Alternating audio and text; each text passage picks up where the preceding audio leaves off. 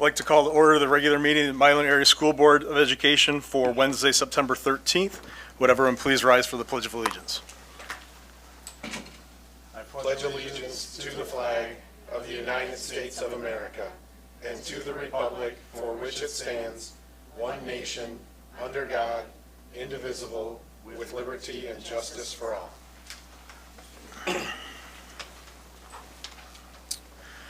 All right, thank you to everyone attending this evening, as well as watching the recording.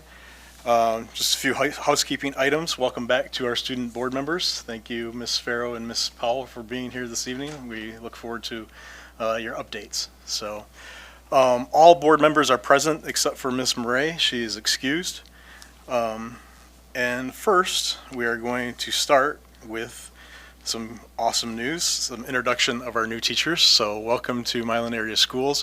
What I'm going to have you folks do is, since teachers are good at getting in single file lines, right? Is that what I'll have you do is you'll go up to that microphone up there and just have somebody, the first person, press the green button, tell us your name and what your role here is, and then after you do that, just come up and the first person will stand up here and just line up across the front, and then we'll take a small recess to welcome you guys here, and then we'll go from there. So if you'd like to line up behind the podium back there, that would be great.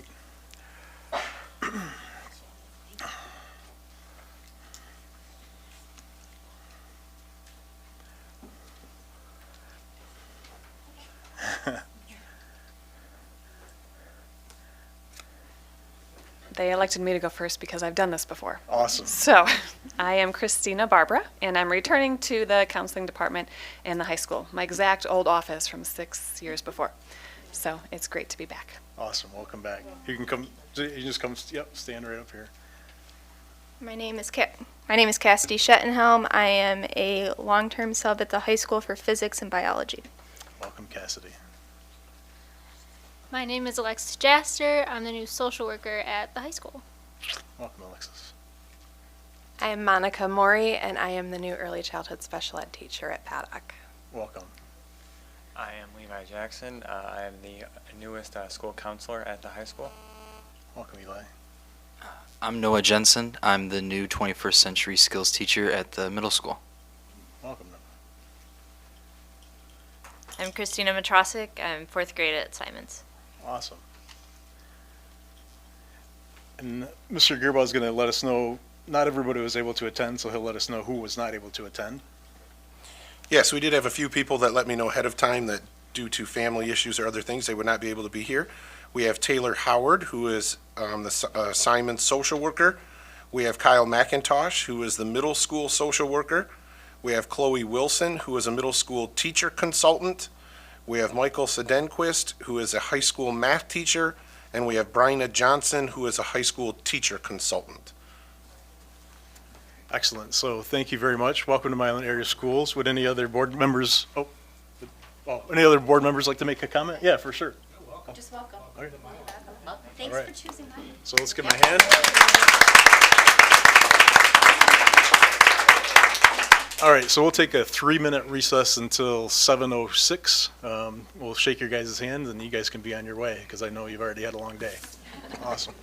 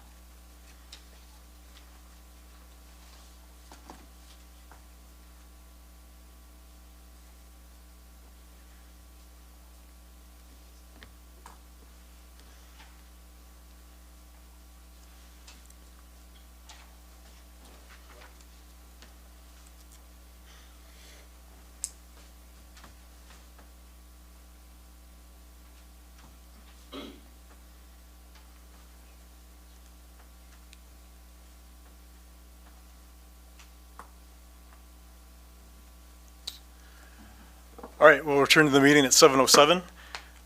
In the area of communications and community engagement, this is the time for public comment. Reminder that this meeting is a meeting of the Board of Education in public for the purpose of conducting the school district's business and is not to be considered a public meeting. There are 2 times for public participation during the meeting as indicated in the agenda. When addressing the board, you will be asked to state your name. The board determines the amount of time granted to individuals or groups to speak. Each person shall be allowed to speak for up to 3 minutes. Board members may question speakers but are not obligated to answer questions or make statements or commitments in response to issues raised by the public. In general, such items will be referred to the superintendent for advisement, investigation, study, and/or recommendation, or designated as future agenda items for board consideration. Are there any students who'd like to address the board? Are there any public members who'd like to address the board? Yeah.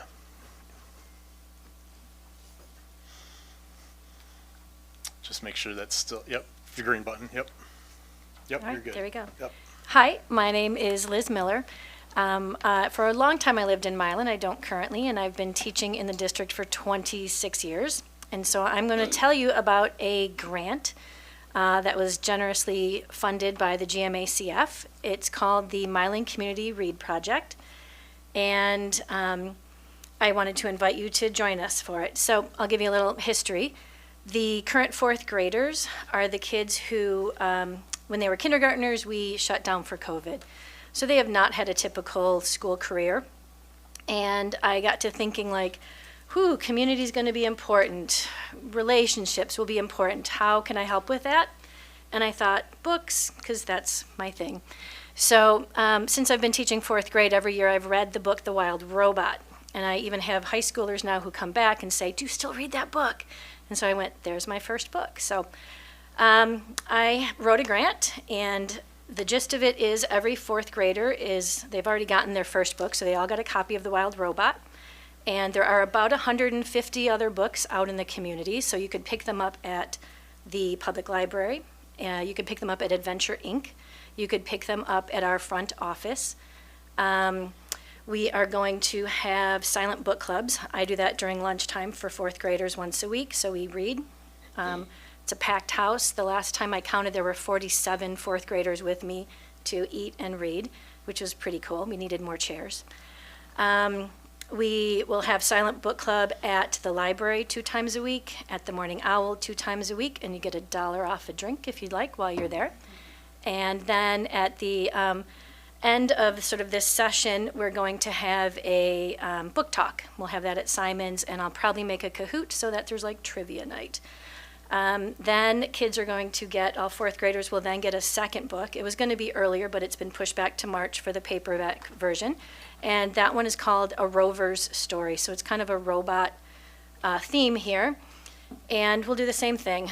Silent book club, opportunities to read, and then again we'll have a book talk together and a trivia night.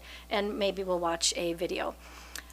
So I didn't do it all alone either. Jenny Smith helped quite a bit. Mrs. Bookout helped quite a bit. Alice Probst-Walsh, Laura at Adventure Inc. All these people were super helpful. So I brought books for all of you. Along with the book, you have a blue paper that gives you all the information. This is where Jenny came in. So we have a web page, and we have one of these. So everybody will have this. It's got a QR code that'll get you to the web page. It's got all the information you would possibly need. Also got stickers, so you could like put it on your water bottle, and you can see somebody else, and you could say, oh my gosh, I'm doing that too, look at us. And then Alice BW's famous for making her bookmarks, so everyone is getting a handmade bookmark. And we hope that you join. I hope that you read.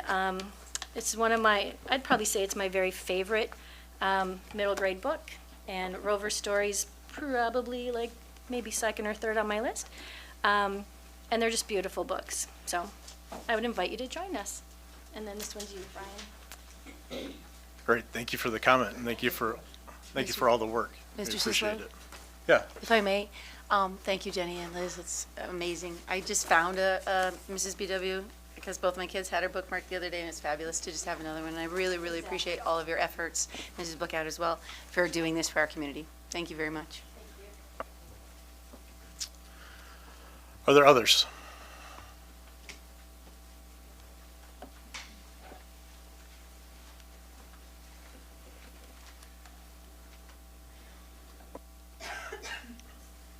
Is this on? It is. Good evening, Rachel Hobbs. So I want to continue on to a topic of discussion that started last August. I know that there was a concern that was expressed by the parapros as far as school safety, if there was lockdown or active shooters and so forth like that. And they had requested keys for the classrooms, and I believe that they were promised to receive those keys before school started, and I don't believe that ever happened. I know that it had been raised multiple times throughout the school year, and has not been addressed, I guess. So I would like to know what is going on with that. I know that we also had we had a surveillance company or a safety company come in and did an analysis of all the school buildings. And they were supposed to have done some safety precautions, work, installation, that kind of stuff this summer. And if possible, if you could give an update to the community, I think that would be appreciated. And also, I have had many people express concerns about the lack of parapros. I am aware that in the governor's budget that if a school district was in decline, that there was, I think it was $150,000 that would be paid to these school districts. So I'm wondering, what the district is planning to do with some of that money, and if some of that money can be used to bring in parapros and to retain the parapros, because it's my understanding we're in desperate need of them, and our children deserve that. So if you could look into that and get back to me, I'd greatly appreciate it. Thank you. Thank you for the comment.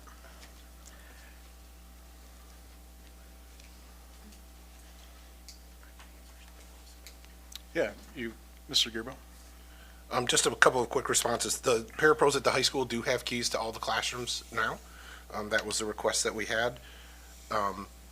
We are working through the recommendations of the safety company that we worked with. Some of those have been done. Some of the others are going to take a little bit longer because they're going to involve contractors. The mapping of the buildings, I just received the final versions of the maps today to review one last time before they go live into 911. And declining enrollment is based on if you declined from last year to this year. It's basically a blended count of your blended count. So there's no dollar amount of $150,000 per district. They'll basically help cover a few of the students that maybe you declined.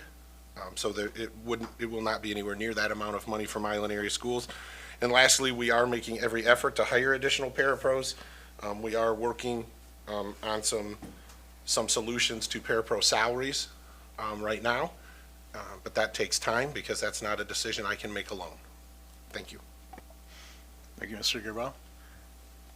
Yes. Janet McFall.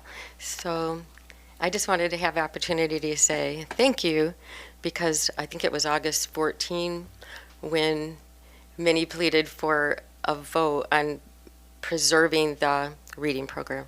And I am just so thankful for those of you that voted to keep that very important program, and just really meant a lot, because there are things that, well, personally, that I don't always agree with the board on, but that was a great agreement. So that was good. And of course, yeah, I really totally agree with Rachel.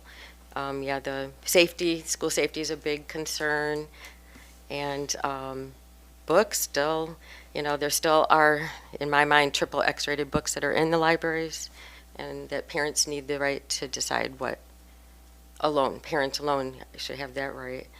And of course, paras need lots of good paras, and can't get them without good pay.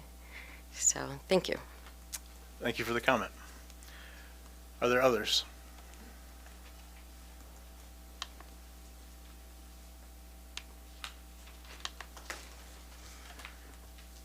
All right, moving on. Routine matters for approval. I need a motion to approve the minutes of the regular meeting of August 23rd, 2023.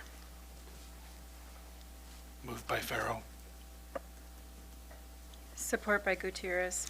It's been moved and supported to approve the minutes of the regular meeting of August 23rd, 2023. Is there any discussion? Hearing none, it's been moved and supported to approve the minutes of the regular meeting of August 23rd, 2023. Ms. Heike? Sislo, Yes. Farrow, Yes. Freight, Yes. Gutierrez, Yes.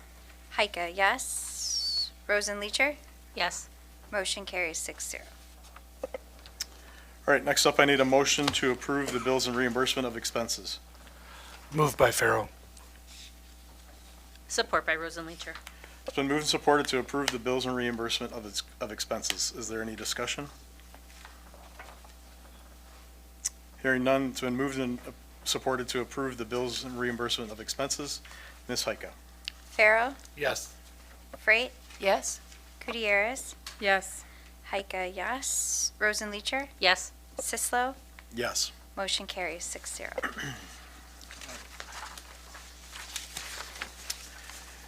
Next up, in the strategic area of finance and operations, I need a motion to approve the USAC E-rate purchases as presented in attachment A. Moved by Farrow. Support by Heike. So moved and supported to approve the USAC E-rate purchases as presented in attachment A. Mr. Gearbaugh? Just quickly, for those that don't know, E-rate is a fund that's generated at the federal level through fees that all of us pay on different communication bills that we pay. And those funds are then used to fund very specific upgrades in school districts. And basically, each school district, based on their percentage of poverty, get a discounted rate. Milan, at this point in time, qualifies for a discount of 70% on these expenses. And the round that's going through right now that we were able to apply for will replace our switches in our network system, all of our wireless system throughout all of the buildings, upgrade all of the wireless, and it does include the installation. So the good news is that we will get $298,181 worth of equipment and installation for $89,454. The E-rate will cover $208,726.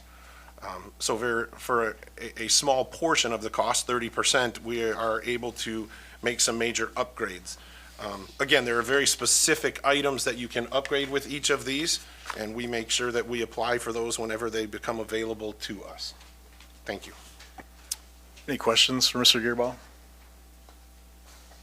Yes, Ms. Gutierrez. Mr. Gearbaugh, my understanding is that replacement of the switches is, first of all, very much needed because they're outdated, but also will help benefit school safety. I think you've mentioned that before. I don't know that the switches themselves will help. Obviously, having a better wireless network, and what we're hoping to do with some safety dollars down the road is replace our phone system, which will most definitely help with school safety. So this isn't the phone system? This is not the phone system. Purely the wireless system? Yep, this is the wireless, so all of the wireless ports that all of our wireless devices connect to. Okay, got it. Thank you Yep. for the clarification. Any other questions or concerns? All right, it's been moved and supported to approve the USAC E-rate purchases as presented in attachment A. Ms. Heike? Freight, Yes? Gutierrez, Yes. Heike, yes. Rosenleacher, Yes. Sislo, Yes. Farrow, Yes. motion carries 6-0. All right, next up is in the area of the learning environment and culture. We have a administrative strategic plan work update from the administrative team. We know that they've been working on this plan for quite over the summer and quite some time, and they're prepared to present that to us this evening. So there's a handout associated with that.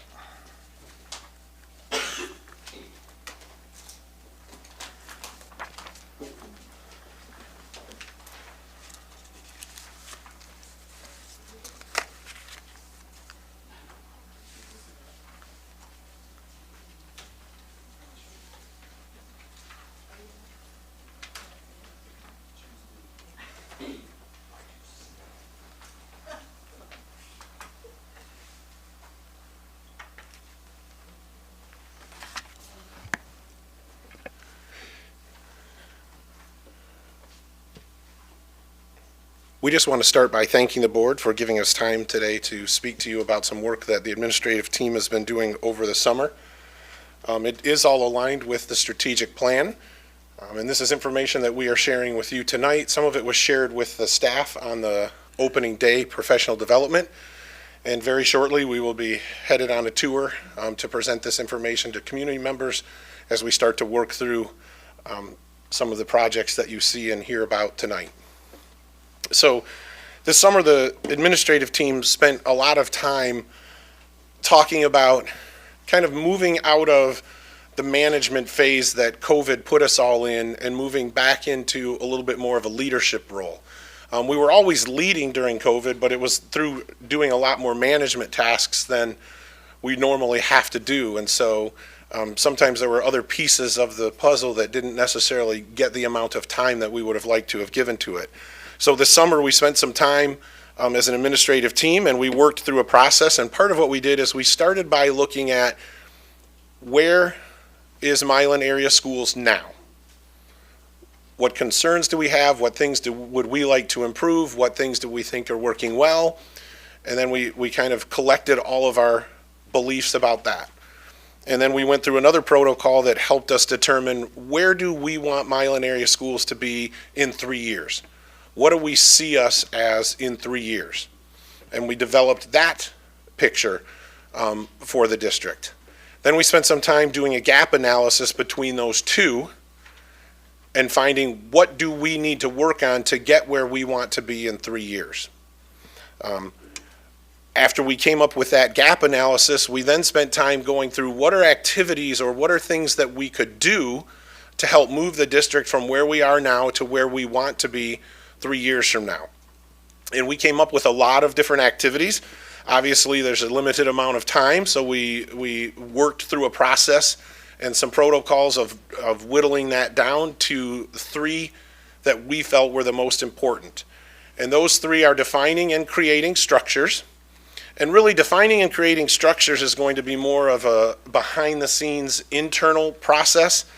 It's things that the administrative team wants to do, like looking at what's the structure of our district committees, what kind of consistent communication structures can we put in place, how are we using social media, and is that consistent across the district? We want to look at our onboarding procedures for all new staff and make sure that we have some, it works now, but it can be better. We also want to get all of these into written procedures as well. We want to look at our job postings and our job descriptions and make sure that those are updated and fit. So again, that defining and creating structures is really going to be more of an internal process for the administrative team to work on. It's kind of some of the behind the scenes nuts and bolts. The second piece that we worked on was branding and marketing. And this work, we've been talking about this work, and then as you know, board, you had a presentation brought to you by a group of teachers, and I do want to give those teachers some credit. It was a group that included Mr. Hoskins, Mrs. Federline, Mrs. Chappell, Mrs. Goffey, Mrs. Keel, Mr. Kraft, Mr. Federer, and Mr. Davis. And if you remember, Mr. Hoskins came and gave you a presentation, and you're going to see some of those graphics used tonight and some plays on those graphics. A lot of what's in the presentation tonight is not yet finalized. We are working with some graphic designers to make some final plans and get some good vector drawings of certain things. Do want to make it clear that while this is a branding and marketing, this is not changing the school mascot. This is not moving us away from the Milan Big Reds. This is just giving us another way to brand and market our district. And you'll see that as we go through the presentation this evening. And then the last thing that we really are going to spend a lot of time on is reimagining Milan area schools. What does Milan area schools need to look like to move us to where we want to be 3 years from now? And some of the themes that you're going to hear as we talk through that relate to some of the things that have come up at board meetings as concerns from you or community members and other things. And so we really want to give you a presentation tonight on how we envision Milan area schools being reimagined so that we can reach that goal of where we want to be 3 years from now. So first, we're going to start with branding and marketing.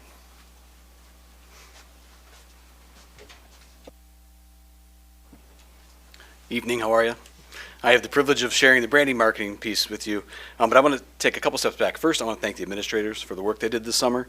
typically in the summer we'll meet randomly, sporadically when we can, and we get ready for kind of ramp up for our admin retreat in mid-August.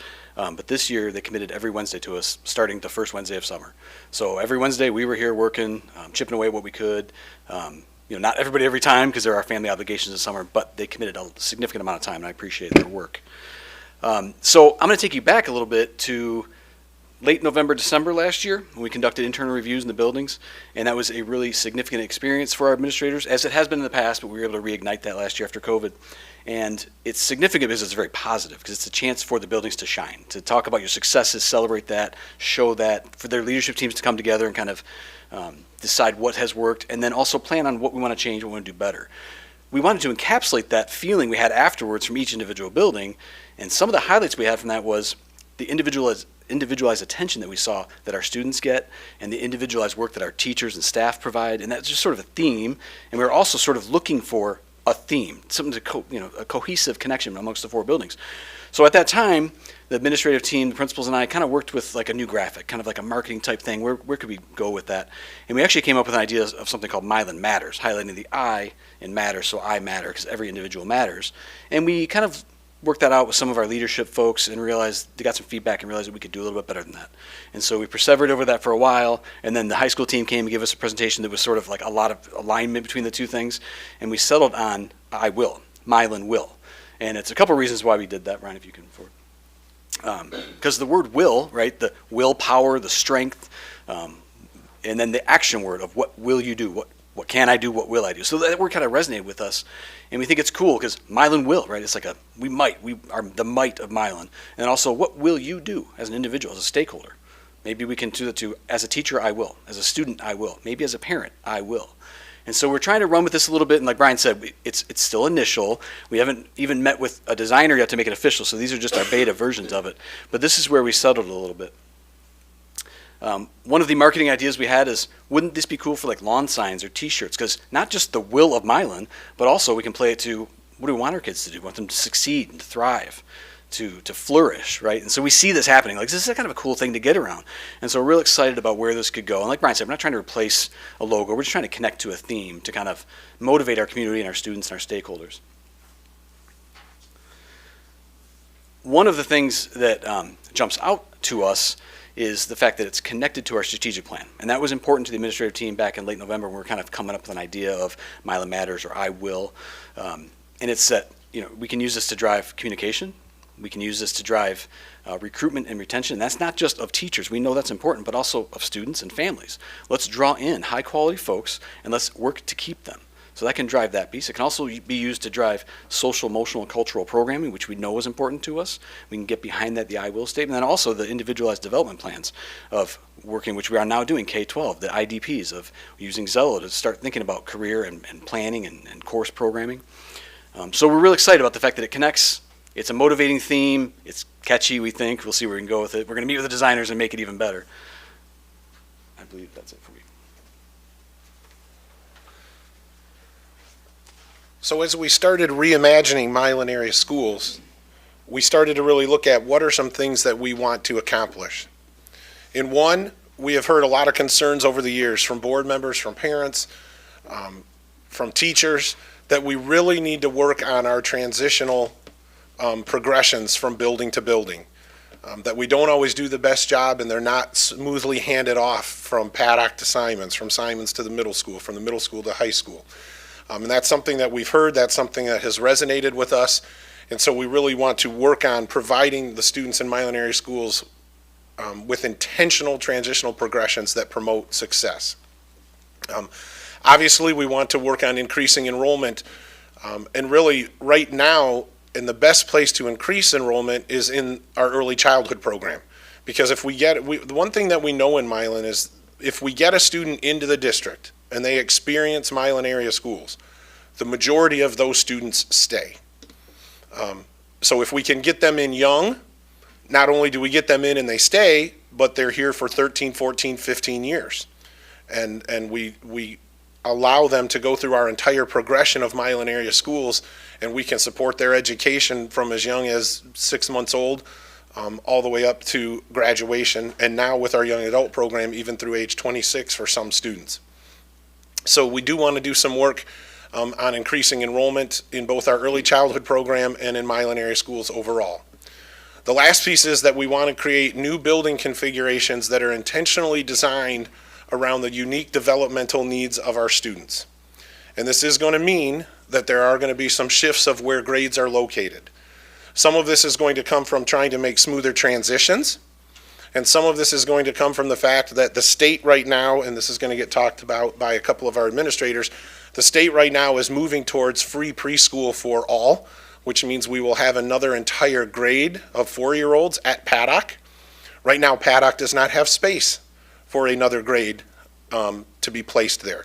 So there's some thought process that needed to go into what do we do so that we can have the 4-year-olds at Paddock, and what does that mean for our other buildings as we look at how that shifts throughout the district.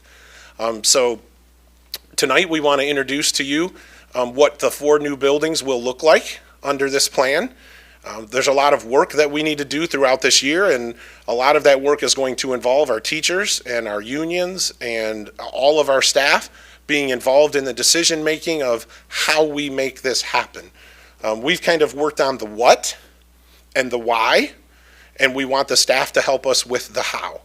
We've got a lot of ideas about it, but we're not going to say that the administrative team alone can make this work perfectly.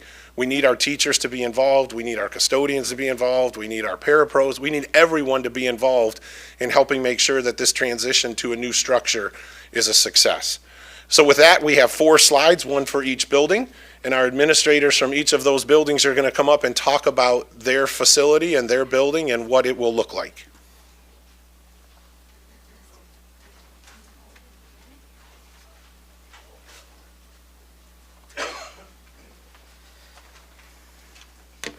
Do I have to press anything? Okay. Hello, everybody. My name is Sean DeSarbo, and I'm the proud principal of Paddock Elementary School. I'm excited and proud to say this is my 13th year at Paddock. So a lot of, Mrs. Leacher, I'm going to be looking at you because I know you'll be able to empathize and understand where I'm coming from early on in this speech.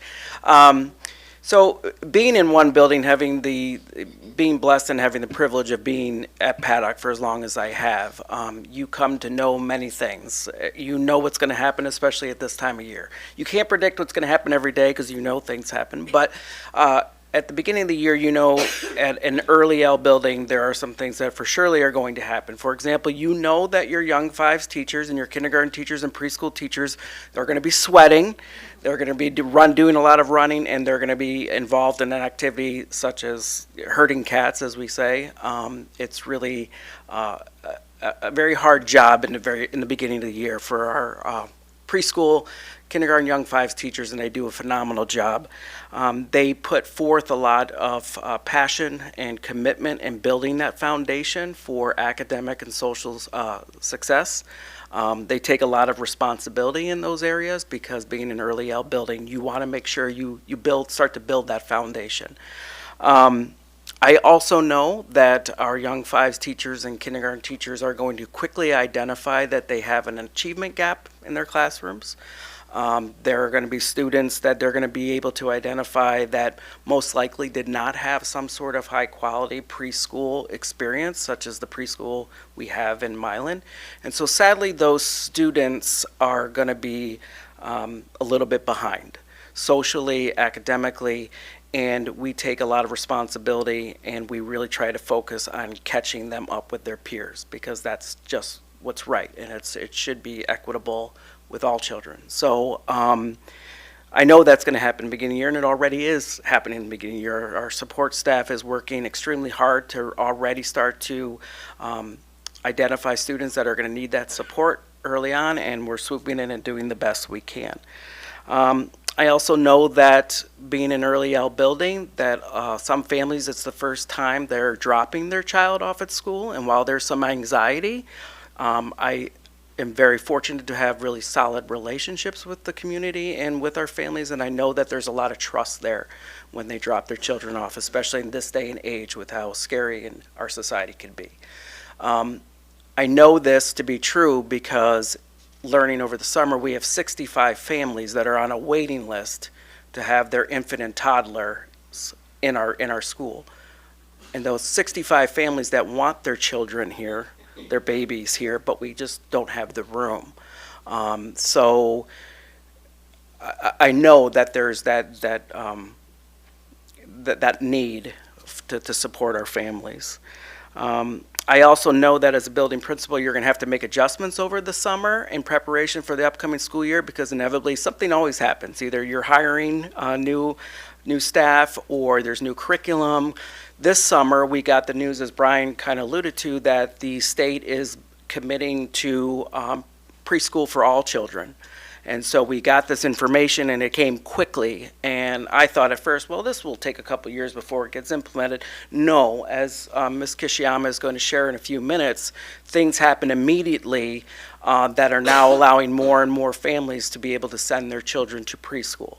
And so getting that information, naturally, I started in my head going, okay, how are we going to make this happen? I think it's wonderful. I think it's great that more and more children are going to get that preschool experience, because we have found that children that get preschool or are involved in some type of preschool, they have a much better success rate. So the tricky part is staffing. How are we going to staff this? How are we going to fit it? Where are we going to put it? And that's why the administrative group came up with this idea of having Paddock be truly a birth through first grade.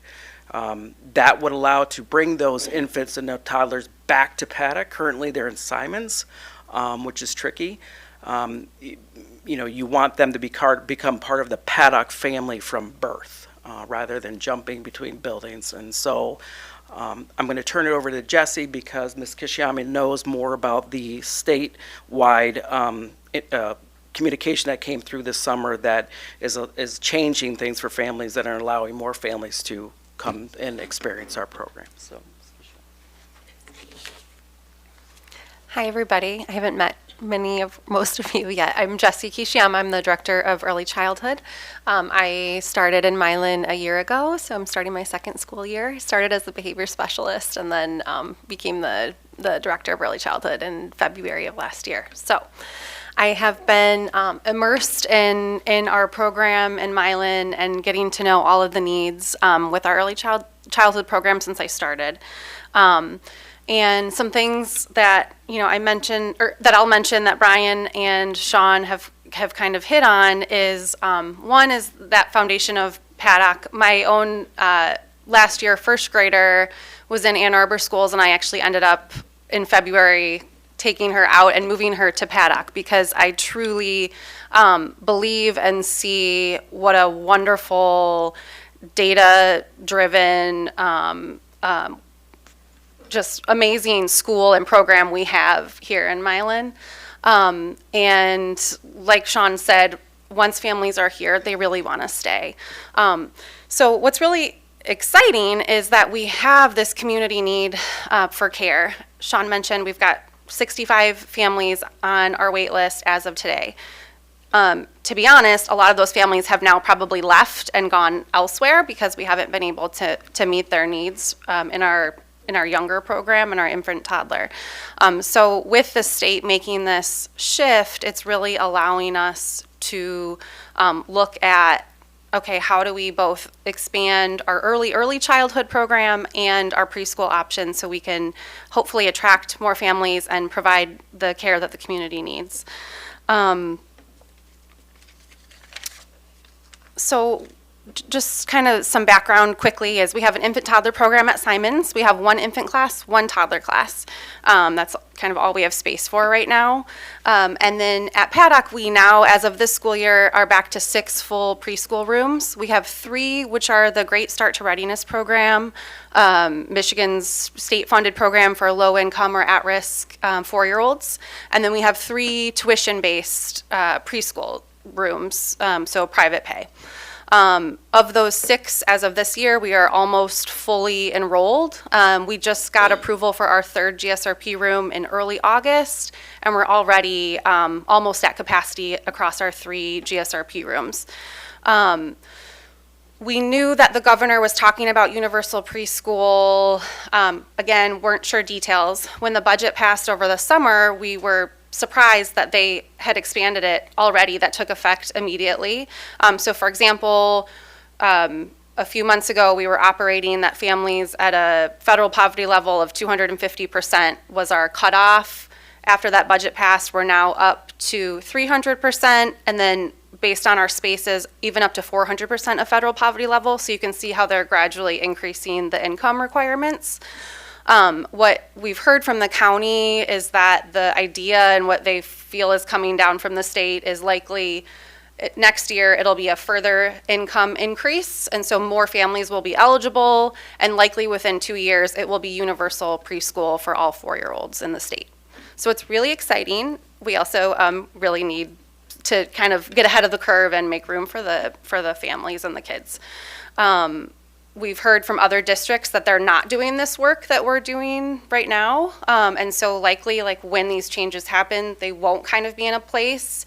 GSRP programs can also go to private childcare centers, and so we may, other places or other districts may be losing students to private centers that are running the program if they're not kind of ready to go and equipped with the space in the room.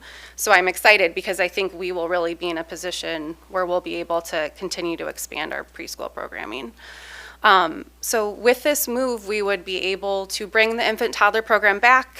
Our plan is to expand another toddler classroom next year. Like Sean said, we meet those families, we build relationships with them, and they want to stay with us. And then continue on to our 6 preschool rooms. And then we'll go from there and see kind of how many more we need and the continued expansion. It also just allows us to be a more strategic center together. Right now we are mixed around the district. We have our Simons program, and even within Paddock, we're spread throughout the building. So just things like when someone is out, when we need to cover each other, when I need to provide supervision, it's been a lot more difficult because we've been so kind of just scattered where there happened to be space, whatever year they added a room. So this is really allowing us to have the early childhood portion of Paddock together and in sync. So our whole team is really, really excited about this move. Yep, I think that's it for me. Thank you. I'll pass it to Jen Bookout. Simons. Oh, and thank you. Sean wanted me to point out, so as you watch the graphics and as we go through this slide, along with the branding and marketing campaign with the Milan Will, we have the Crooked Tree. And we've used that with our schools, so you can see with Paddock, we are the roots of that tree, so we're establishing the roots, and we go up from there to Simons. Good evening, everybody. I'm Jennifer Bookout. I'm the principal at Simons Elementary. As you can see, we're looking at Simons Elementary School becoming a 2nd through 4th grade building, and our focus is really on building that tree trunk, strengthening our foundation by preparing students for success. So one of the things that I think is really exciting about this transition is it gives us the opportunity to strengthen one of the transitions for students that a lot of people don't realize is so critical, and that's that transition from 2nd grade to 3rd grade. For a lot of students, that's one of the most challenging transitions that they experience in their educational career. That transition from 2nd to 3rd is when students transition from learning to read to reading to learn. So as a result, once children enter 3rd grade, the level of work and the expectations become much more challenging for them. The reading passages become more complex, the amount of writing gets longer, and the level of abstract thinking increases. Also at the same time, 3rd graders are facing standardized testing and state testing for the first time. So there's added pressure for students to master those concepts, particularly in 3rd grade with the Michigan Read by Grade 3 law. So having students go through that first building transition, which is the first time that they're leaving an established school with teachers and staff they know, familiar spaces and routines, at the same time that they're experiencing that significant change in academic demands, can be really challenging for students. And we've definitely experienced that every year with our 2nd graders moving into 3rd grade. So looking at this transition, having 2nd and 3rd graders in the same building gives us some great opportunities. It gives us the opportunity to increase our focus on helping students make that transition from learning to read to reading to learn. It helps us to help students build stamina and independence as learners, and to move from concrete thinking to more abstract concepts. It also gives us the opportunity to create some additional structures for second and third grade that better prepare students for the implementation of the Read by Grade 3 law. And it also reduces barriers to Tier 3 interventions for students. And ultimately, it will help create a second through fourth grade program that continues to build a solid foundation of literacy, math, science, and social studies that we know is necessary for their future success. So I'm going to turn it over to Mrs. Jasper to talk about how we're going to continue that in middle school.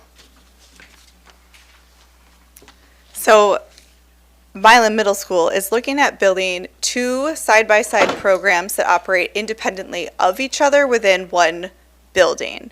So if we look at the tree demographic, we are continuing to raise that trunk, but middle schoolers, if you're familiar with the age group, are finding themselves. They're working to figure out where they fit into the world. They're making mistakes and learning tough lessons. And the transition that happens from that beginning of middle school to the end of middle school, where they're coming in as elementary school students and they're leaving as high school students, is significant. And so we want to make sure that we're providing an appropriate progression through those grades so that they have so that they feel successful and they have the confidence to continue into success. So currently, let me start by saying our team does an amazing job. 6th grade teachers are phenomenal. They stand in the hallways, they unlock lockers, they guide students around, they wipe tears, they direct. We're full force in the first full weeks. We're still kind of there right now, making sure that all of the students have what they need. And it's a pretty big building in comparison to even Simon's, kids having to go from A hall all the way over to the band room, for example. But right now, we take them from a self-contained classroom in 5th grade, and we bring them into 6th grade. And it's a little bit challenging, and it's somewhat tenuous. So that self-contained classroom with familiar elementary structures, with one teacher for the majority of the day, plus a specials teacher, with the same, 25 to 30 kids in a classroom, is what they're used to. And then when they come into the middle school, we are putting a level of independence on them that they might not quite be ready for. And I think over the last 10 years, I would say, and certainly even more post-pandemic, we've seen that readiness and that level of independence has actually decreased. And so we want to make sure that we're supporting our students in having slow progression to independence. We ask this level of independence for them to travel to 6 different classes on their own within 4 minutes, stopping at their lockers, using the bathroom if they need to. And we ask them to do this reasonably in the hallway without causing chaos, at the same time that they're experiencing hormonal, physical, and emotional changes that happen with puberty. It's a pretty tall order, and they do okay, and we do a good job of supporting them, but we can do better. And whenever we can do better for our students, that's what we should be doing. So our goal is to restructure our programming to create that slow progression so that students move through the middle school, slowly leveling up that level of independence year by year by year. So the 5th-6th program will be designed to be an intermediate program, kind of isolated, if you will, from the 7th and 8th grade program. So while we don't have 2 physical building structures and we're all within one building, we're going to keep the kids isolated so that those programs are truly tailored to the needs and the levels of the kids. So 5th grade students would remain in self-contained classrooms as they do now, but they'd be in a hallway at the middle school. So we're not asking them to go into 6 different classes. We're keeping them in self-contained, but in a new building. So they're learning they're meeting the administrators, they're meeting the guidance counselor, the social worker, and they're getting familiar with the faces at the middle school and the people at the middle school while still in that self-contained environment. C Hall, which is the wing that is currently used by adult education, is the perfect hallway for this. It has its own bathroom. It has enough classrooms to cover this. It has a really nice large classroom at the end with a kitchenette where they can do extra projects and that kind of thing. At the same time, the 5th graders will have access to the middle school exploratory rotations, as well as electives such as band, choir, and STEAM. In the 6th grade, students are going to have more structure than what they currently have. So right now, we're asking for that 6-period transition. What we're going to look at doing is having team teaching. So instead of having 4 core teachers over the course of the day, they would have 2 core teachers over the course of the day. A math science and an ELA social studies block, for example. Still having the access, of course, to exploratory courses, but being escorted to those courses at the beginning of the year to slowly releasing that independent movement by the end of the year.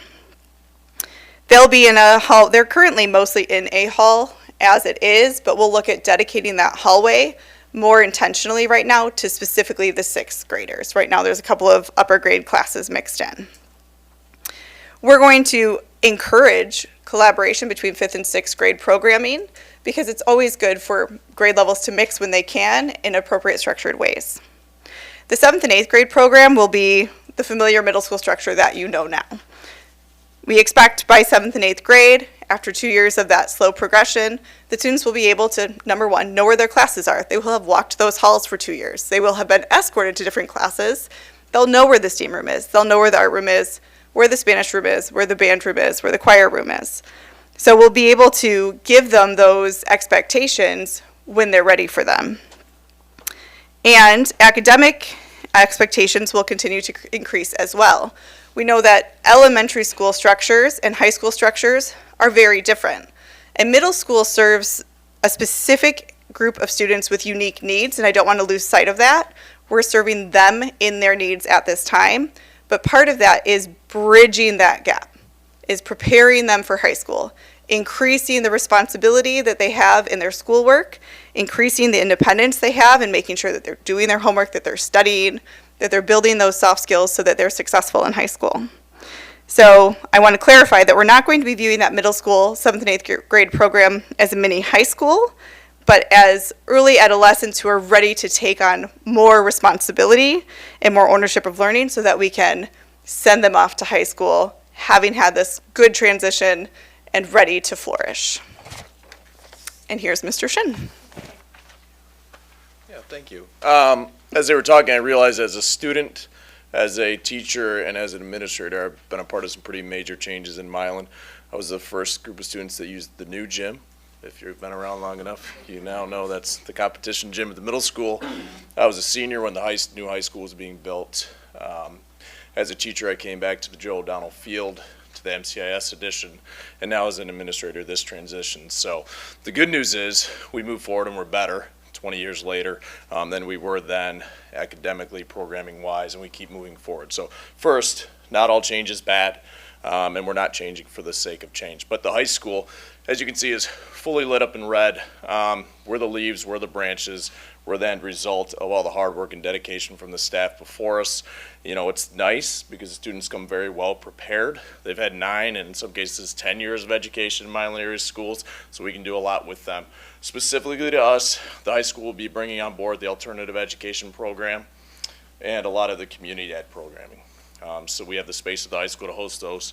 We are very happy to be looking at the alternative ed programming and connecting that to the programming at the high school, our Milan night school, or night high school that Connie Cox currently has, and the opportunity that that really presents to us for grade 12 and beyond.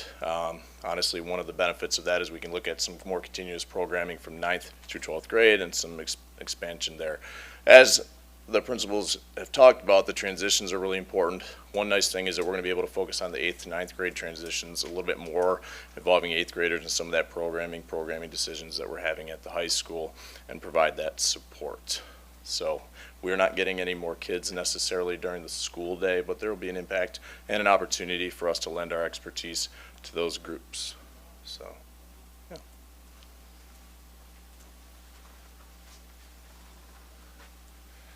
So again, all of the work that we did this summer and all of the planning that's gone into this really does connect back to our strategic plan. If you remember, our vision is partnering together as a community. All individuals will achieve their greatest potential. We feel that we can do that by restructuring the district, smoothing those transitions out, and really, as you heard the principals talk about it, some of those transitions do get smoothed out over 2 or 3 years. So instead of moving to a new building and having all kinds of changes happen, you move to a new building, but you have some of the consistency from the previous building for a year before you start to see some of the other transitions in that building. Remember, our mission, Milan Area Schools, prepares individual learners to realize the best version of themselves by creating a supportive, caring, and inclusive educational community. And we truly feel that this new structure will allow us to do that. And the part that we always want to focus on is individual learners. As you saw, some of these graphics came from the presentation that the high school did for us, and we truly liked the theme of the tree and kind of dedicating a piece of that tree to each of the buildings and talking about what they're going to do. And we like the imagery that each building grows on the previous building's work. And that includes from Paddock to Simons to middle school to high school, and now we will add in really from birth at Paddock all the way up through possibly 26 years old. Getting back to the I will, I made a few commitments to the staff at the opening day, and I'm going to make those here today. I will passionately lead the district through the reimagining process. I will strive to provide the appropriate staffing, facilities, and supplies necessary to accomplish this transition, and I will always make decisions that are in the best interest of our students. I know that there's a lot that we've put out in front of you today. I know that this is going to bring some concerns that we are prepared to respond to, not only from you, but from our community. We've put a lot of time and effort into this, and we're going to continue to put time and effort into this, working with all of the staff in the district to make this a success.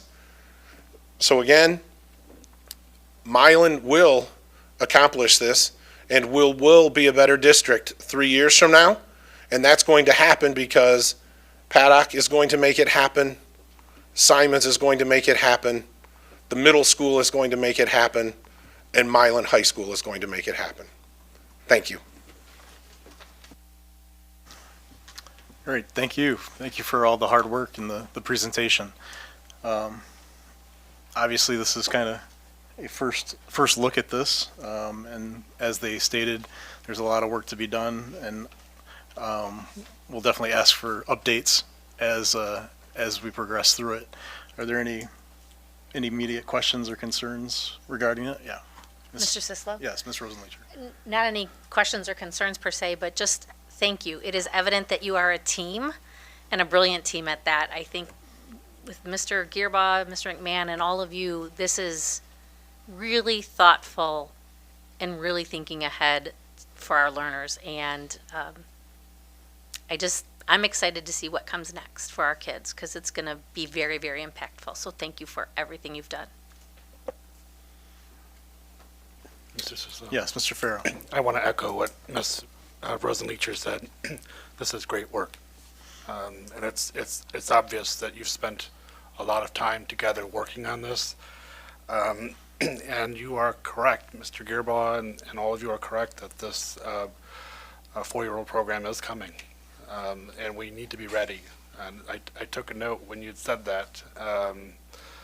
Yeah, there's going to be some districts that are not going to be prepared.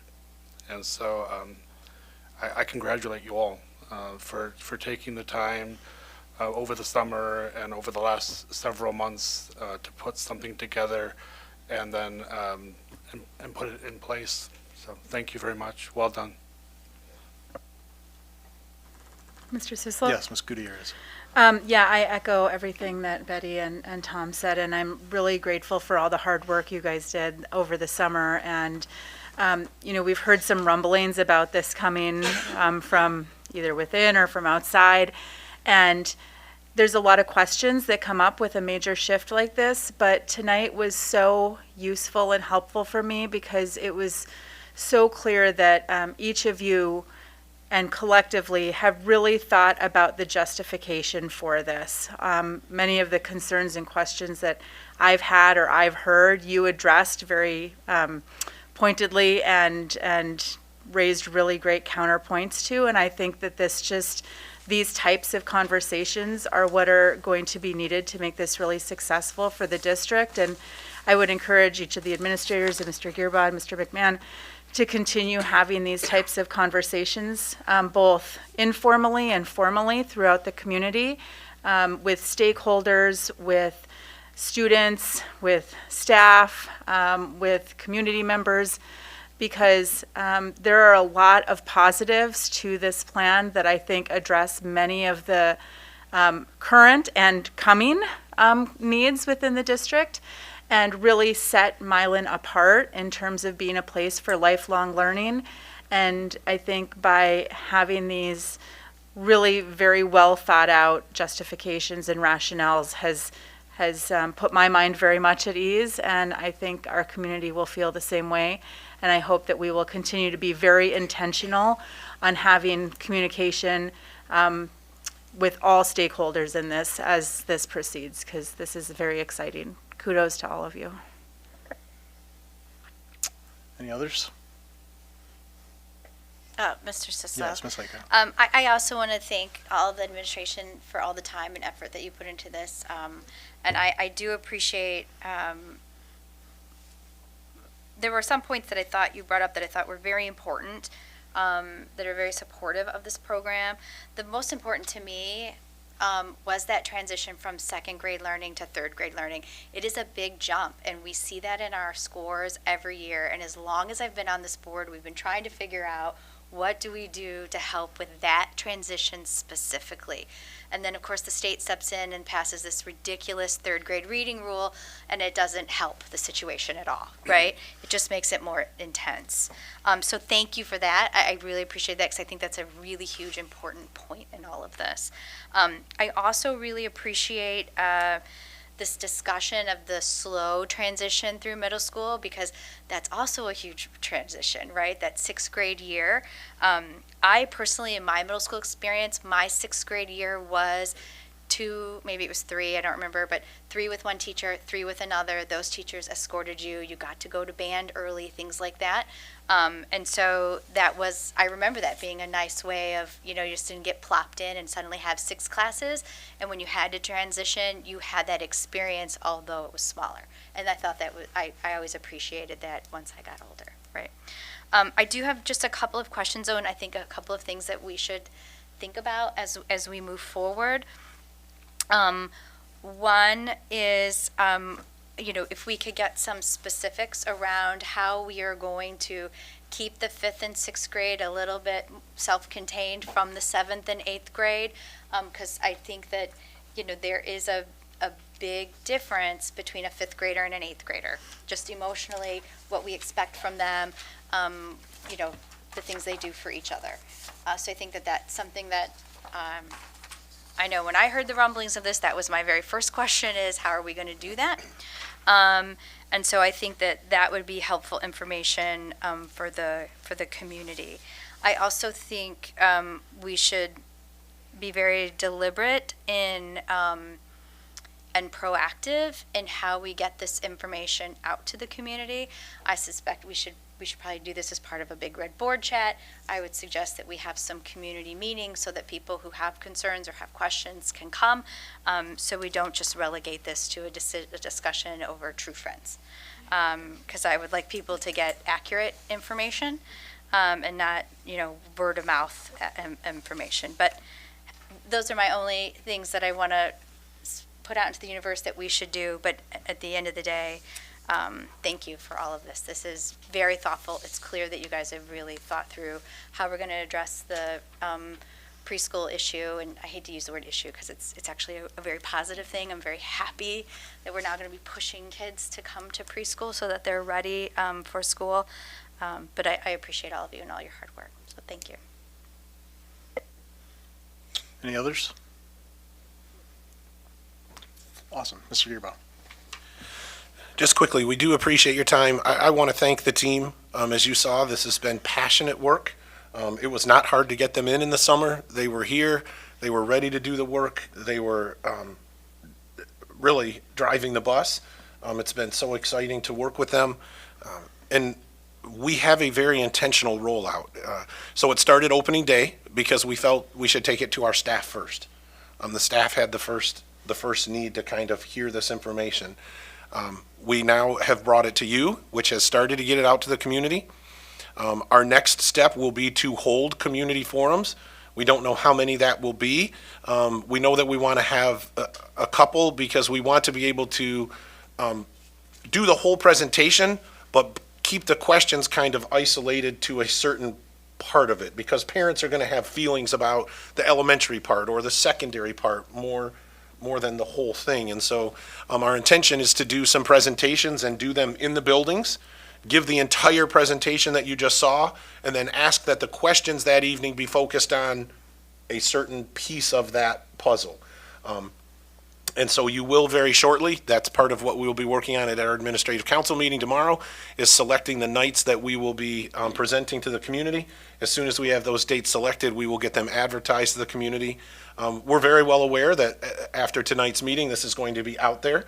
We hope that people truly watch the recording of the meeting, because I've been in the district 32 years. If you don't know this, when I became the principal of the middle school, it was 5, 6, 7, and 8. But there was a big difference. I was in a building that was designed for 3 grades with 4 grades in it. We now are putting 4 grades into a building that's designed for 4 grades. Remember, it was the high school, 4 grades. And if you look at the map that I gave you, you can see that the 5th grade hallway really is completely isolated from the remainder of the building. The 6th grade hallway is starting to be integrated because it's kind of there by the counseling offices, and some of the 7th and 8th graders will move in and out of there to go to the counseling office, so they start to get integrated. And then the 7th and 8th grade will be in the remainder of the building. And when the 5th and 6th grade go out into the building, they'll be escorted by their teachers to get to their exploratory classes. So I'm excited to see what I really wanted to have happen in Milan Middle School happen, but in a building that's designed to make it happen. And so we look forward to bringing this to our community, providing these presentations. And I think when you hear all of the information behind it, it's not as scary as when you just hear one little snippet piece of what's going to happen. And so we will absolutely be getting out to our community and sharing this information and answering questions. And we hope to do that very soon. So we appreciate your support. We appreciate your comments. We appreciate your suggestions. And we are already starting to work with teachers and staff to start to deal with the hows that this all happens. So thank you so much for your time. All right, thank you so much. And you guys are excused as well.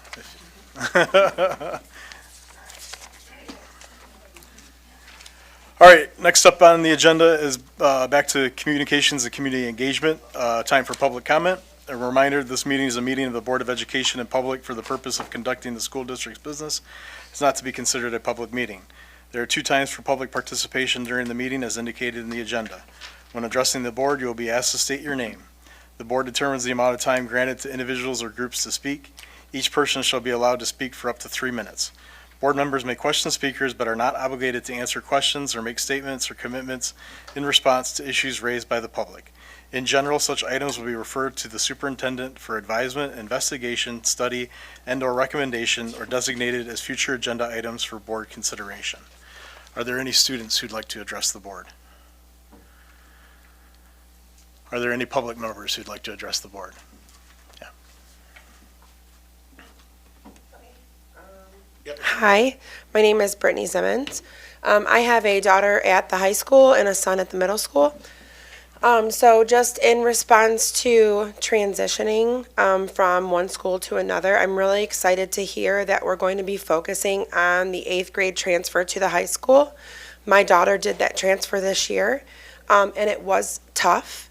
Not only were parents, and I don't know how it's been in the past, but parents weren't allowed in the building, which is understandable, but for safety precaution reasons and things like that. But my daughter was very timid and very nervous about orientation, along with several of her peers. They were directed by other peers inside the building, to which they were confused where to go, where their classes were. They didn't have enough time or enough guidance to really get the confidence they needed for the first day of school. Also, there were little to no teachers in their classrooms. My daughter was very excited for those 2 hours to meet some of her new teachers, go into those classrooms, kind of get a feel of what school would look like, and that was just not something that happened for her. And several other students and parents I've talked to said the same thing. I'm not saying everyone had a bad experience. I just think it could be improved a little bit and a little more organized for the younger kids. And then the other thing I wanted to say was my son did transfer into the 6th grade this year. He's had a pretty smooth transition. He's not having too many issues, finding his way around the building, things of that nature, and doesn't have too many problems with the older students. I do have apprehensions about 9-year-old students being in the same building with 14-year-old students, but it sounds like you're taking the precautions to separate those age differences, and I appreciate that. And the last thing I was going to say was, there was one more thing. Can I grab my notebook? Sure, absolutely. Oh, I was also wondering if, with the increasing preschool numbers and trying to increase enrollment, if that was going to significantly increase class sizes as well. So that was another question that I had. So that was it. And thank you to the administrators as well for all their hard work. When you guys first started the slideshow, my stomach was like, but then towards the end, it got a little bit better. So I appreciate it. Good. And that's all. Thank you for the comment.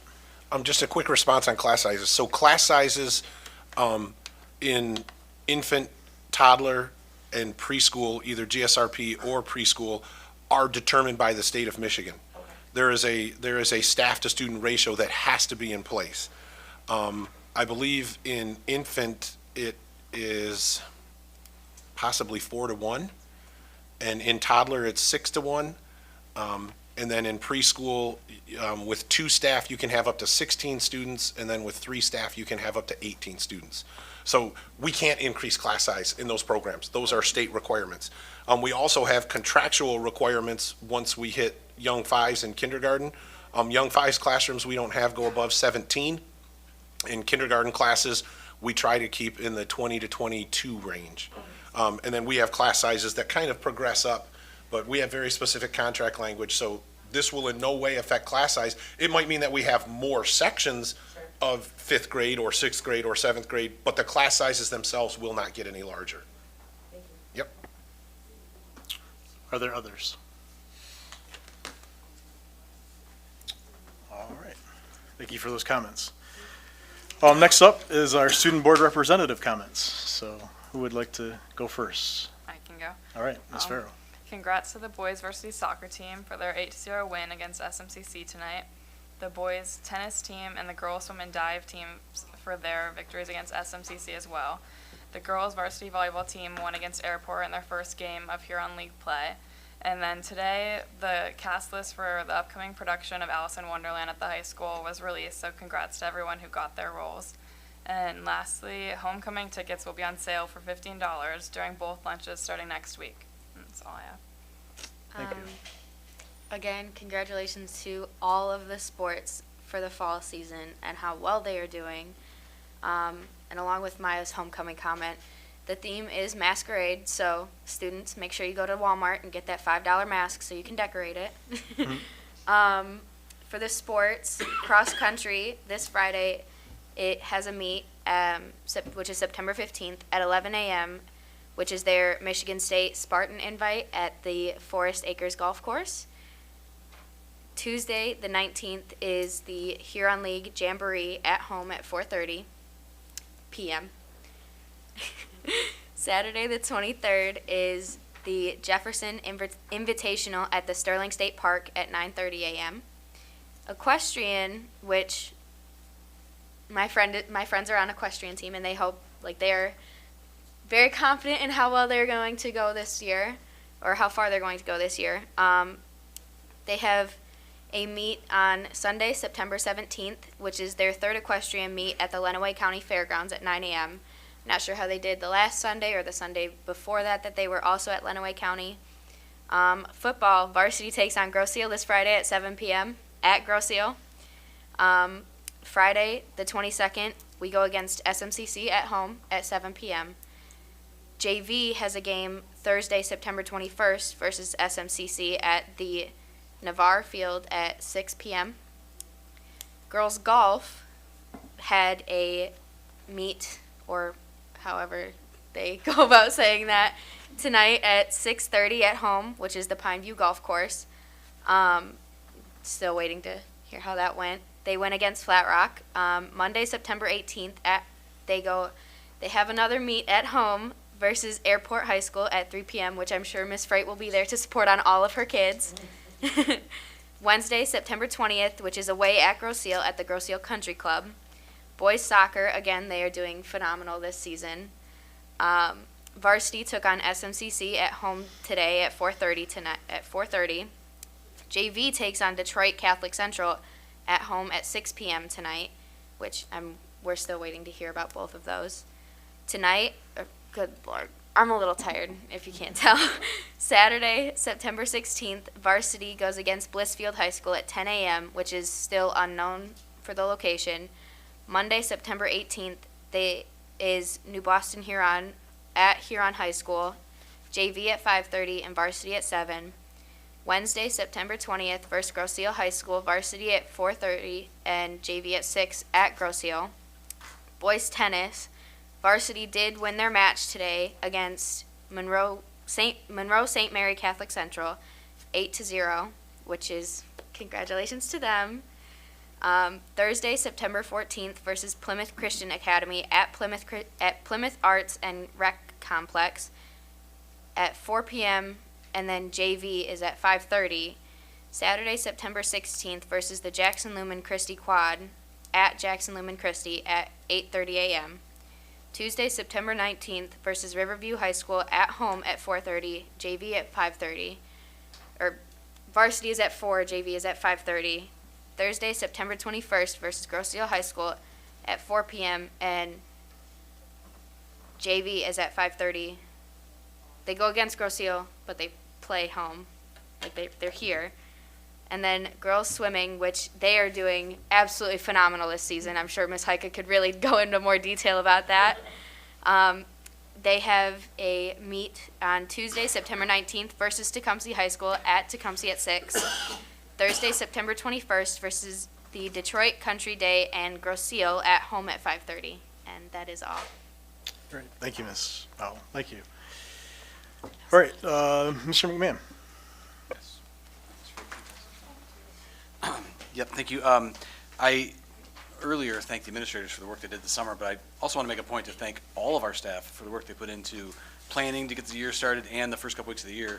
It's a lot goes into getting ready for the school year, and then when the school year starts, it's, you know, like Sean said, herding cats. Sometimes that's part of the case, and getting everybody where they need to go. But our students have done a great job. I mean, on day one, in most of the buildings, they were where they needed to be and getting to work right away. So it's really great to see. We had a great start. I just want to thank everybody for all the work they put in to the start of the year. I also want to share with you, it's coming down the chain if you haven't got it yet, the Benchmark Achievement Goal Report. This was a requirement that started during COVID, and you've seen this now for, I think this will be the third year, maybe fourth year. It was under the Public Act 144, Section 98B was a requirement that stipulated we had to provide you a goal template and then an update or benchmark assessments. NWA is one of them that qualifies. We chose that. We've been doing that forever. But we give you a report in February and then June. There's stipulations on the reporting piece of that in order to qualify for the funding for the assessments. They've actually dropped that reporting piece, so we don't have to do these goals and report to you. But Brian and I thought it was really important that we did. So we liked it. It works. We liked putting it on our transparency page. It's part of our cyclical improvement process, so we intend to keep doing it. And then we found out that the Section 104H of 144 is the assessment reimbursement grant that's been around for a while.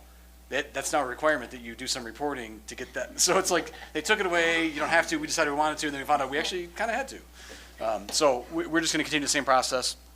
As you see, there's no scores on this. It's just our template.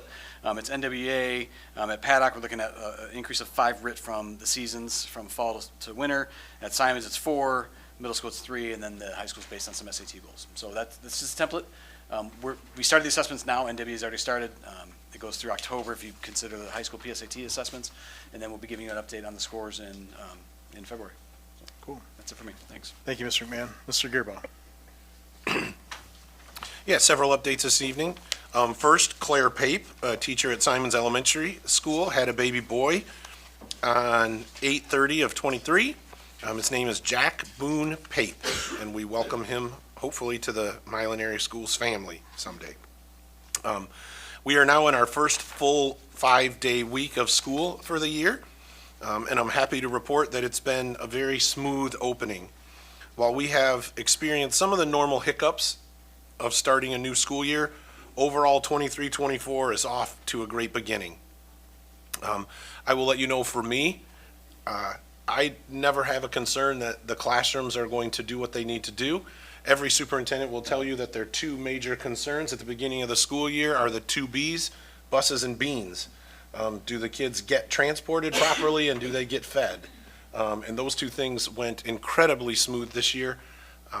I will say by the second day of school, our latest bus was 5 minutes late. That's honestly one of the best starts that I've had in my 16 years as superintendent. So kudos to our transportation department, who we will be bringing in at our next board meeting to congratulate on some things. I also want to reiterate what Mr. McMahon said. I want to thank all of our staff for making this a great start. Creating a safe and welcoming environment for our students takes extra effort on the part of every staff member from every department. No one alone can make that happen. Our bus drivers have to get them here. The custodians have to have the buildings ready to go. The parapros have to help those students that have those extra needs. The teachers have to be ready. The administrators, the administrative assistants, our librarians, just the list goes on and on. If everyone's not there and putting in their effort, we don't have a smooth start. And we have an amazing staff here, and I cannot thank them enough for all of the work they did to make sure that we had just an amazing start to the 23-24 school year. As our two students said, our fall athletic teams are competing very well this year. I don't want to quote the number, but I can tell you that our athletic director came in the other day and was talking to me about how many teams we have that are ranked in the top 20 in the state. And that's impressive. Teams that are currently in season, as you heard, are cross country, equestrian, football, girls golf, sideline cheer, boys soccer, girls swimming, boys tennis, and girls volleyball. Please make sure to visit milanbigreds.org for athletic schedules and all kinds of athletic news. Our athletic director does a phenomenal job of keeping that page updated, and you can also follow him on social media as well. I was able to attend the Milan girls swimming and diving team teacher coach appreciation night last night. The event allows seniors from the team to select a teacher or coach who has enhanced their educational experience while at Milan area schools. What was really neat this year is the students stretched back, and the majority of the teachers there were elementary teachers. It's very easy for a high school senior to kind of have focus on their high school teachers. But how pleasant it was last night to see senior swimmers honoring Nicole Gerbins, Allie Littlejohn, Allison Smith, Allison Jordette, and Elizabeth Miller. It was a very nice program, and they really spent some time. Each senior writes a little paragraph about why they selected that person, and it's a very neat endeavor. And I thank the parents and the coaches for putting that together. The Milan, Michigan School Meals Program is going very well. That's a program that provides free breakfast and lunch for all of our students. The district has experienced a pretty sizable increase in our breakfast and lunch counts, which is exciting. That means that our students are taking advantage of that. I will let you know that we did receive a grant towards the end of last year to have some equipment put into a couple of our kitchens, and the last piece of equipment was delivered earlier this week to Simons. They got their new steamer. Simons also got a new double oven, and we're looking at one of the other buildings getting some new equipment to help prepare that food, as we have a lot more students going through the lines now. 3 members of the Board of Education hosted a successful Big Red Chat on Tuesday the 29th. I will let the 3 of them speak about that chat, but the main topic was standardized testing. Pupil counts. We budgeted down 25 students from the spring count. That was due to the size of our graduating class versus the size of our incoming kindergarten classes. In February, we had 1887. We had budgeted 1862 for October, which would have given us a blended count of 1864 and a half. Right now, February obviously was 1887. Our October anticipated count right now is 1857, so 5 students lower than what our budget was. That gives us an anticipated blended count of 1860. So right now, it looks like our blended count will be approximately 4.5 students lower than what we budgeted for. That's a pretty accurate budget. I'm very happy with that. And remember, there is some declining enrollment money out there, but as I stated earlier, we probably will not receive a tremendous amount of that because we really didn't decline a tremendous amount. But it will help us make up for some of those 25 students that we did decline from last year to this year. Based on the current pupil counts, all class sizes and teacher limits are within contract language, and there at this time will be no overage costs incurred by the district at any grade level. On Tuesday, yesterday, I hosted a Zoom community input session regarding the district's return to in-person instruction and continuity of services plan. Again, it seems odd to be talking about a plan that's returned to in-person.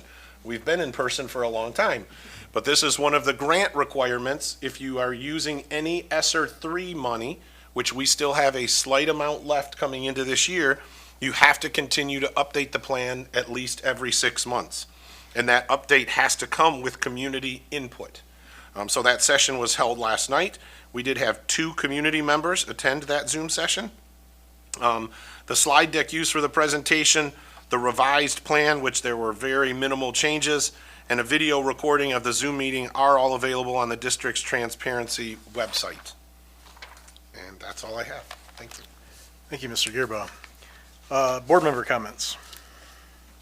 Mr. Sislo? Yes, Ms. Rosenleacher. So first, I just want to again say welcome to all of our new staff. It was great to get to meet so many of them this evening. As Mr. Gearbaugh indicated, we did have a successful Big Red Chat. We had 6 community members in attendance. A couple of them are here this evening with us as well, and I'm grateful for that. We had a really lengthy conversation on standardized testing, and I think it was really, I think a lot of clarity came from it for the community members who were there, things that they were like, I didn't know. And so doing these chats, I think that just demonstrates how important it is because we can get that information out there. We invited those 6 members to invite other friends to come to our next chat, which will be held on November 28th at Simons Elementary School. Again, those meetings are posted not just on our website here, but also on the City of Milan community website. I think that's really important to get that information out there.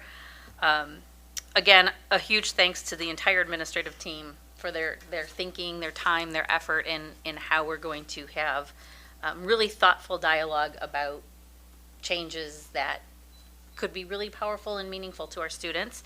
And then finally, a huge congratulations to the 24 paraeducators who completed the Para Ed Boot Camp this summer. They gave up time this summer just to go through a myriad of learning, legislatively, health for themselves, health for our students, and it's a real credit to our paraeducators that took that time.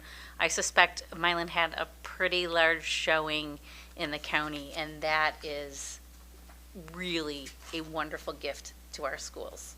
So thank you. That's it. Thank you, Ms. Rosenleacher. Others? Mr. Sislo? Yeah, Mr. Farrell.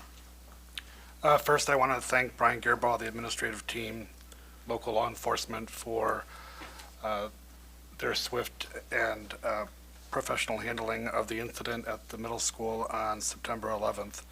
I thought the communication was great, and I appreciate your work at keeping our students safe. I also wanted to just discuss briefly some items on finance. The audit is not finalized, so there's nothing formal to report at this point. As I've said previously, and again for the board's knowledge, we did fare better with respect to local revenue. We also, it appears that we also will fare better in terms of operations, maintenance, transportation costs. Those are down. We're faring better in those areas than we had initially anticipated.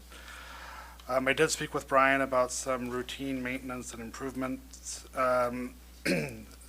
with respect to buildings and grounds. There are some things that are in our budget.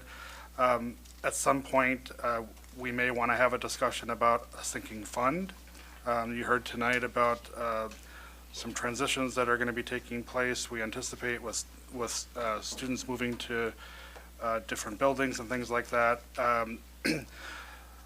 As part of that discussion, we probably should have a conversation about, is there a need to update facilities? Is there a need for upgrades, enhancements, things of those nature? While we budget routine expenses, there may be a need to forecast and prepare for other expenses down the road. And again, that could include a sinking fund discussion so that some of these larger expenses would not be coming out of our budget. The other thing I wanted to just relay, when you look at the financial statements, not this month, but next month, you will not see any state payments from the state of Michigan. No districts get state payments in the month of September. So the financial statement is going to look a bit scary, but know that we will be getting financials, we will get funds in the month of October and beyond. So that's all from me.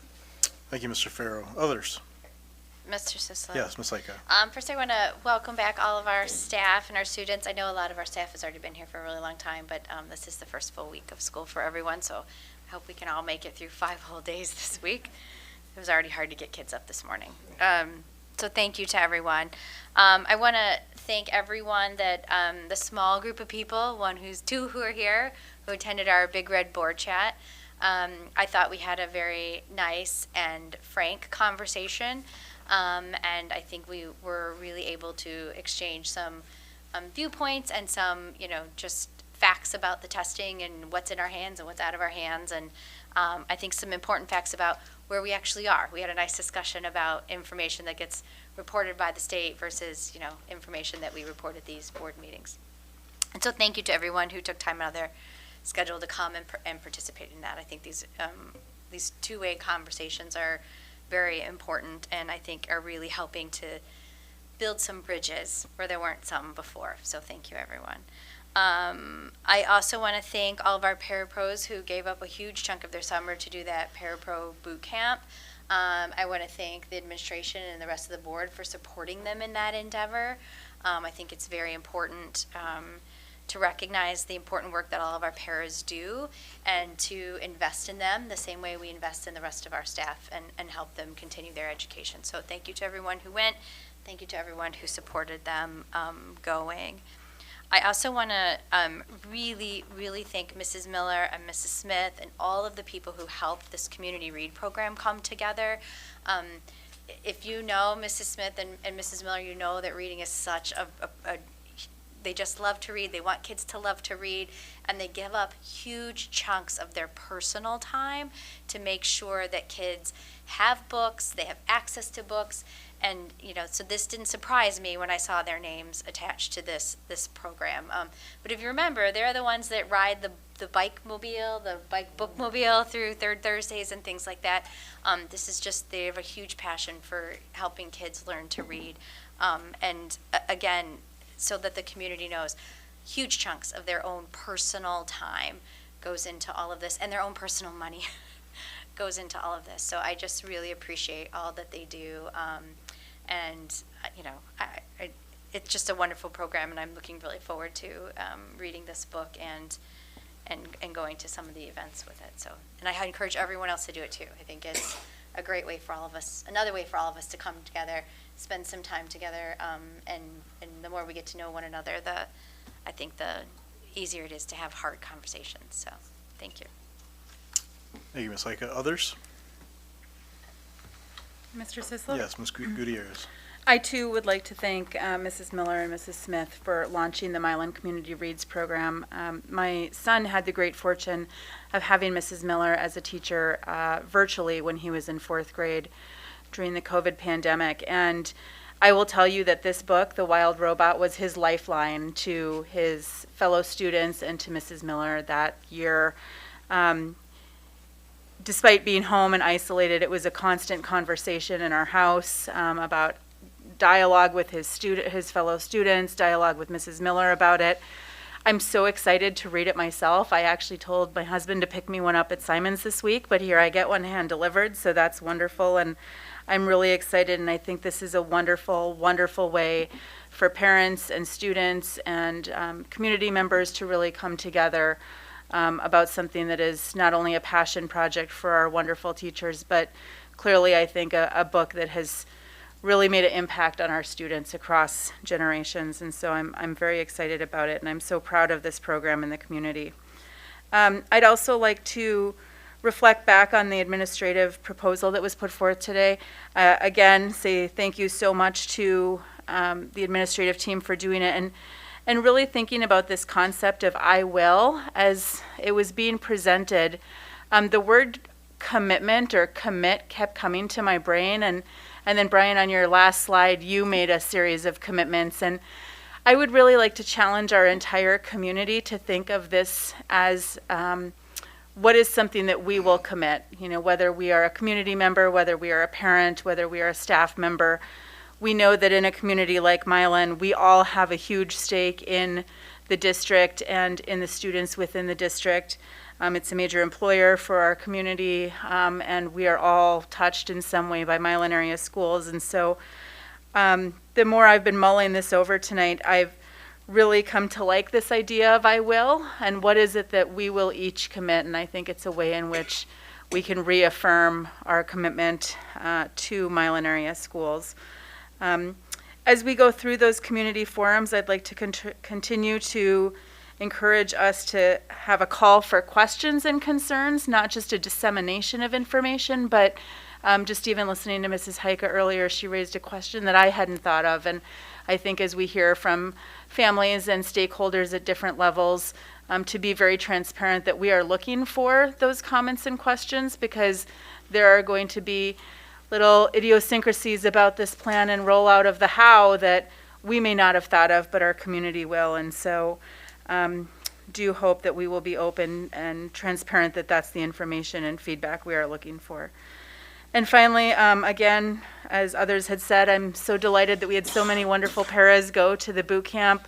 I know my husband was there the first week. He learned a great deal. He came home exhausted every day with everything that he learned.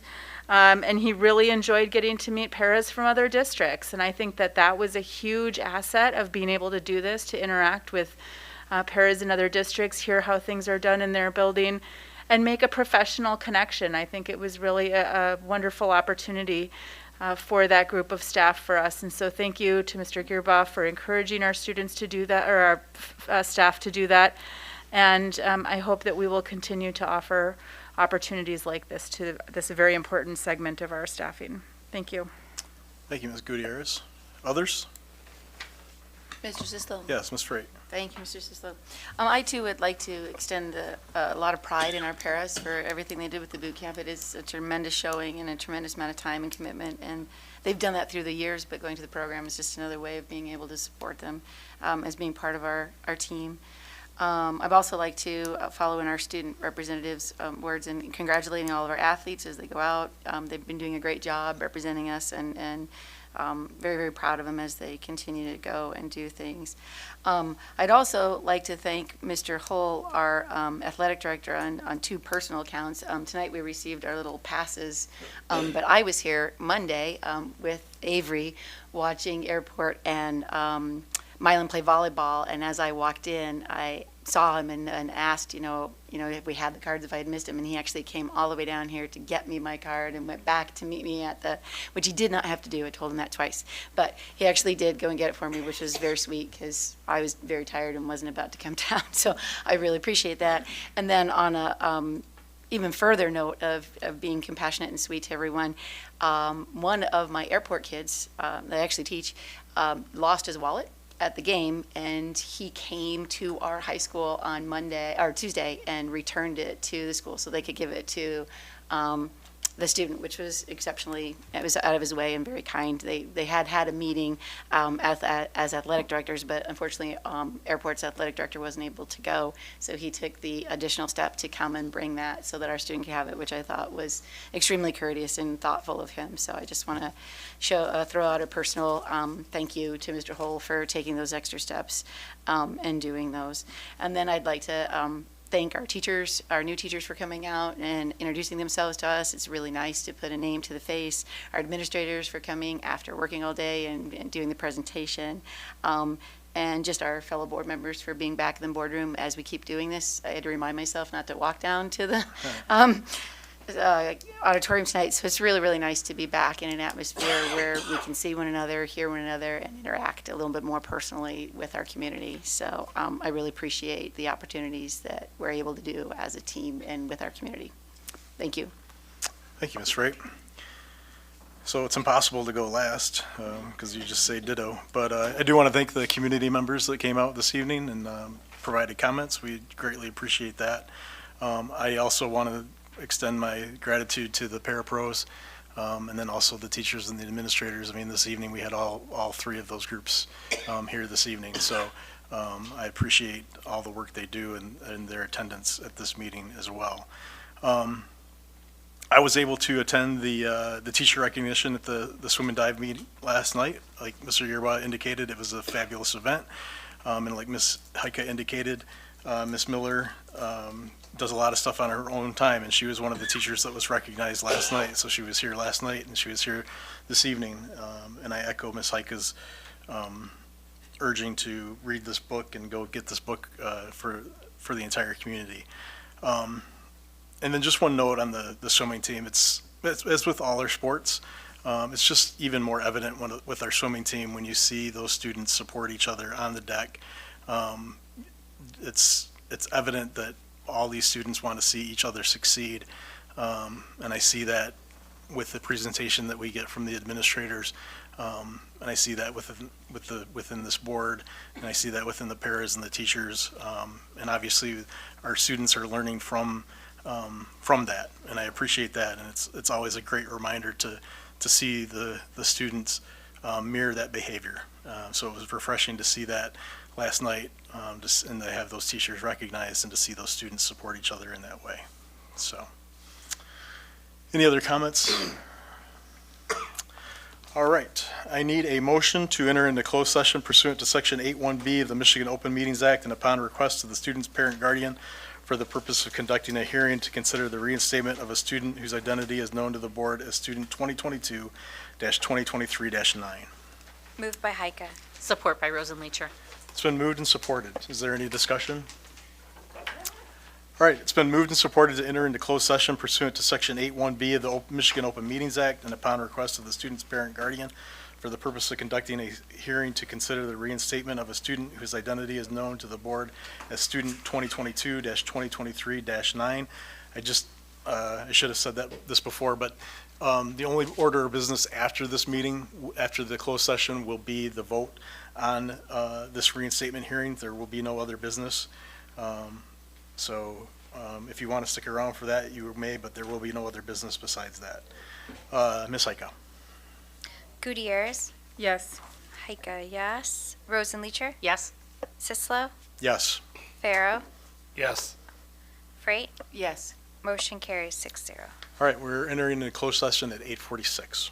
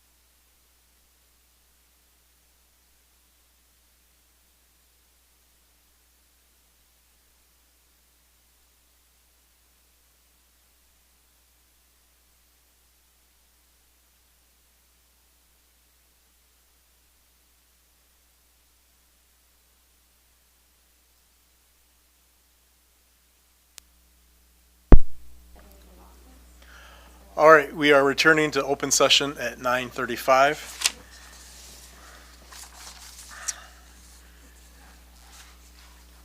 I will offer the following motion. Whereas on December 21st, 2022, the board expelled a student whose identity is known to the board as 2022-2023-9 for making a threat similar to a bomb threat on school property. On August 20, 2023, pursuant to the revised school code, the district received a petition for the student's reinstatement.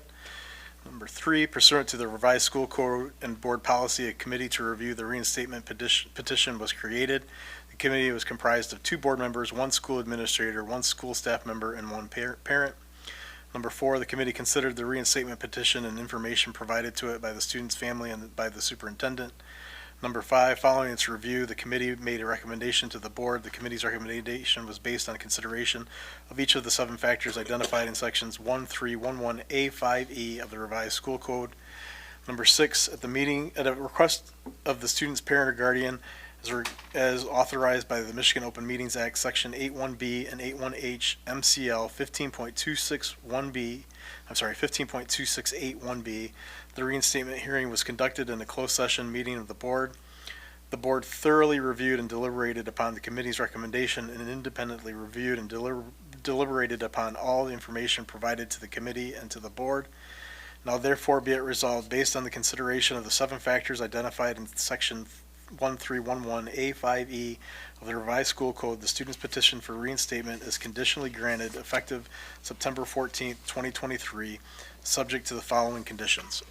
The student must remain in the counseling program through the end of the 2023-2024 school year as approved by the superintendent.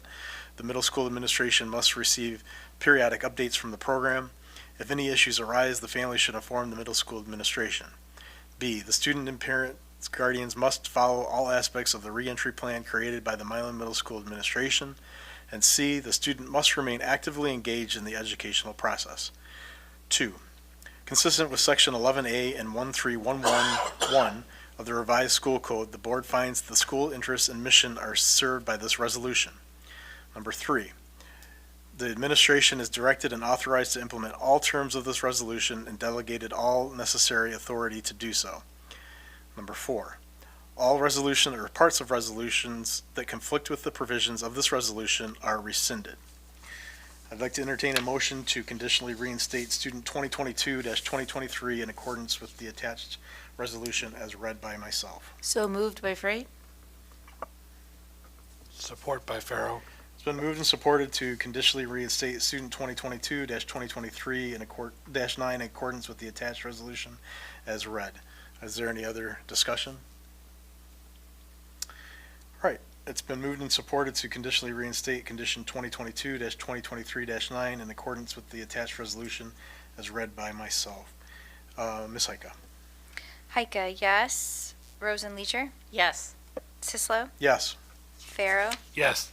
Freight? Yes. Gutierrez? Yes. Motion carries 6-0. The meeting is adjourned at 9:39.